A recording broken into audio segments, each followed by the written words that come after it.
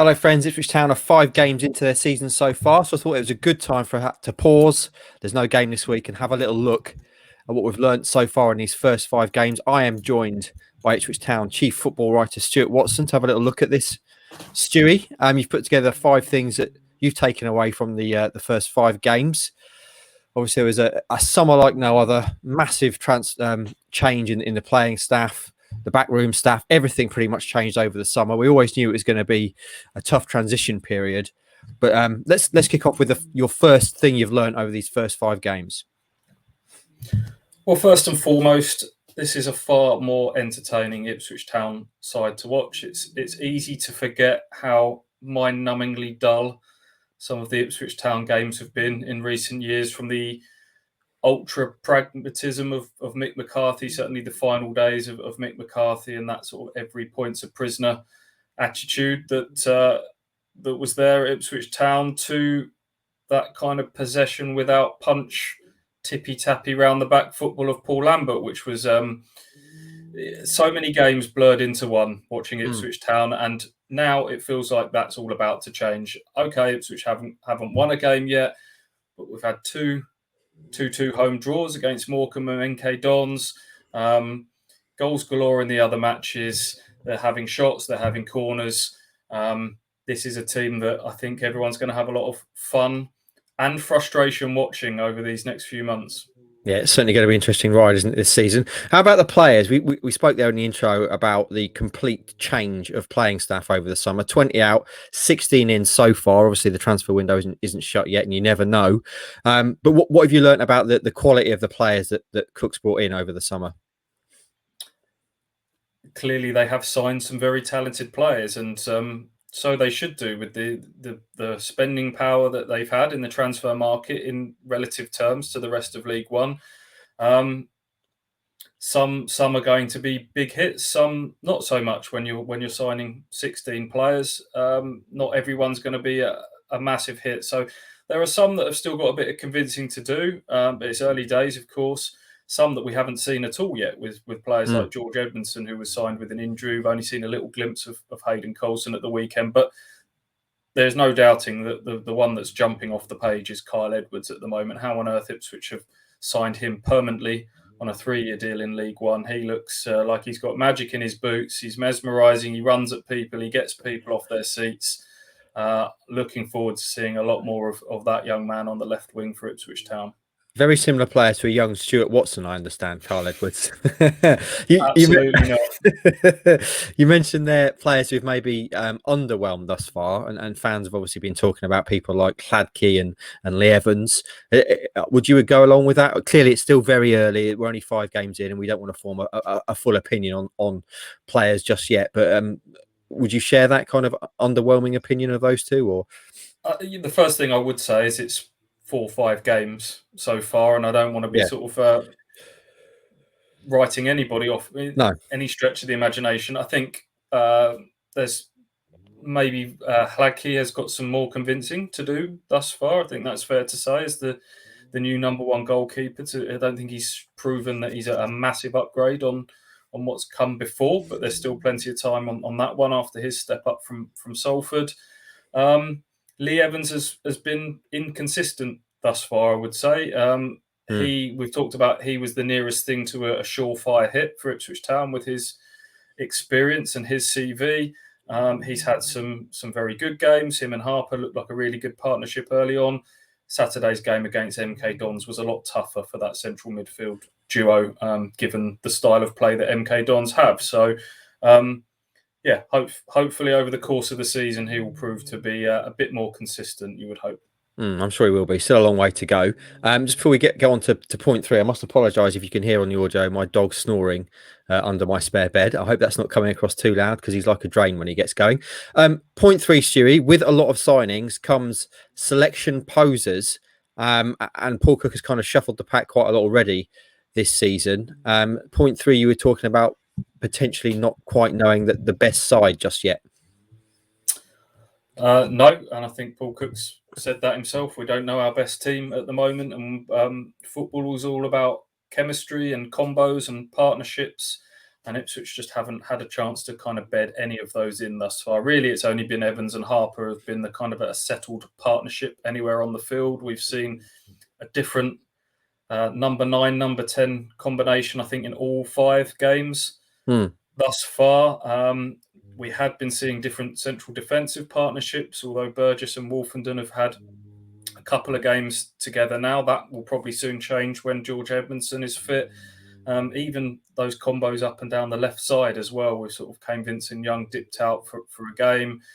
Coulson's now come in at left back. Edwards came in a bit later. So the quicker they start to bed in some of these partnerships, of course, you're never going to get 11 players fit every week. But you good, successful sides have good partnerships, successful partnerships over the pitch, and Ipswich just need to start finding a few of those. One of the positions that's been particularly talked about is, of course, the number 10 position. Scott Fraser came in from MK Dons as one of the best number 10s in the entire league. We didn't really see him at all in that position until the weekend. Having watched him play there for the first time, do you think he long-term is going to be the answer there? It's where I'd like to see him. He comes here with the reputation as being one of the best number 10s in the division after 2 really good seasons at Burton, another good season at MK Dons. And he looked more effective there at the weekend, playing off of Macaulay Bonne. In an understated way, I think I've really liked what I've seen from Scott Fraser so far. He's not a player that's full of pace or energy, but he's got an elegance about him, a class about him. You look at the assist that he had at the weekend. He looks like a player who can unlock the door, and he obviously scored on the opening day against Morecambe as well. I think if Ipswich Town is to be successful this season, which we all hope they are, Scott Fraser is going to be a very influential player in amongst that. I've got a feeling about that. Yeah, there you go. So that's the first 3 things we've learned, all relatively positive. A couple of negatives to finish on, though, Stu, and maybe carries over from what we already knew about Town from last season, but maybe a couple of recurring problems. First of all, it's a good job they have signed a lot of players because injury problems still seem to be an issue. Yeah, the injury curse is there. The whole backroom staff has changed. We hope that was all going to get a bit better, but it continues. We've seen Toto Enciala and James Norwood limp off with injuries in game. We've seen a few of the new signings miss games through injury. Connor Chaplin played on the opening day. Haven't seen him through injury since. Wes Burns missed a few games. He's back now. That was an injury. Sonny Aluko played in the cup, injured. So, going right back to the end of days of Mick McCarthy with people like Giles Coke and Tom Adeyemi that we barely saw. Teddy Bishop in and out of the Emir Hughes. The list goes on, and we thought that this was all about to change, and unfortunately, so far it hasn't. Yeah, that has been disappointing. Something else that's been disappointing, again, maybe a little bit of a recurring theme from previous years with Town, has been the kind of lack of ability in terms of making mistakes and crumbling when they're put under a bit of pressure. Is that something that you'd say is still the same this season? I wouldn't say it's been sort of crumbling under a bit of pressure, because the goals have kind of been out of nowhere individual mistakes rather than they're on the back foot here for a prolonged period and they're going to crumble, and they have crumbled. It's been self-harm. It's been shooting themselves in the foot from in positions where they've got themselves into real positions of control in football matches, and then you manage to throw it away through individual errors. You can go back through every game and highlight big moments in matches, be it an error that's given away a goal or a period where they've not taken a chance to kill it off.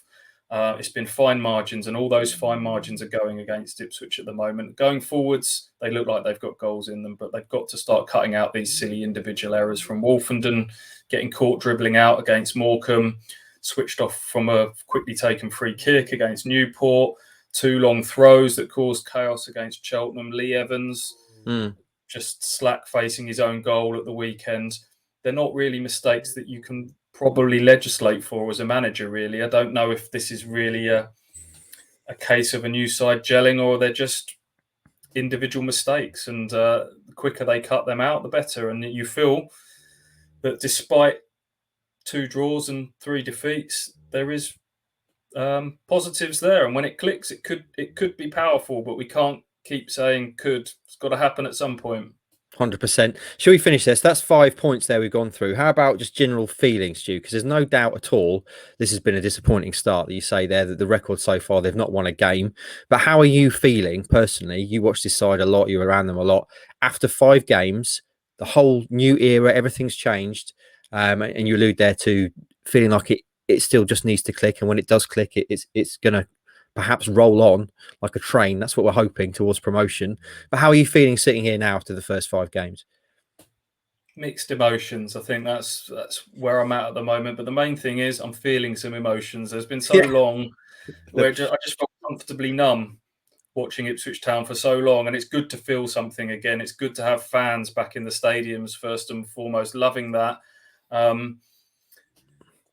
Frustration that they're not turning some of these performances into wins, but I hope that will happen. But also that little devil on the shoulder. I think maybe it's just been so long watching Ipswich Town that you can't help but have that sort of sense of cynicism that, oh, it's Ipswich, and we've had so many false dawns before, so many times we've been hurt that you can't fully commit your kind of your positive energy to this. You want to believe, but yeah, just needs a little bit more evidence for people to fully get behind this. But if I'm putting all of that emotion to one side and look at this objectively, I'm feeling good. I think they're going to be absolutely fine.